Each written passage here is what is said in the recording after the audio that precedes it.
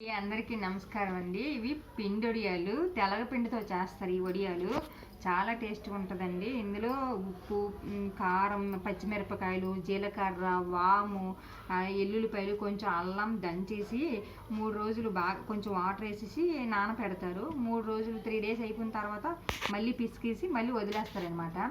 మళ్ళీ 4వ రోజు ఇవ్వండి ఇలాగ వడియాలు చేసుకుంటాం.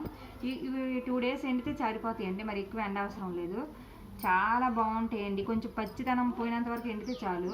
చల్లనాలకి, గింజాన్నం, మజ్జిగన్నాలకి చాలా బాగుంటుందండి. మాకైతే ఇది మా సైడ్ ఇవి బాగా తింటారు.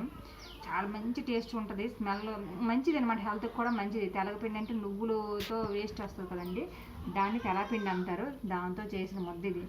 ఇవన్నీ ఇలా కలిపేసి ఎక్కువ కాదు, కొంచెం కొంచెం మరీ ఎక్కువైనా మళ్ళీ పాడైపోతాయి, బూజు పట్టేస్తాయి అనమాట. అందుకు కొంచెం కొంచెం అయిపోగానే ఇలా చేసుకుంటూ ఉంటాం. చాలా బాగుంటుందండి.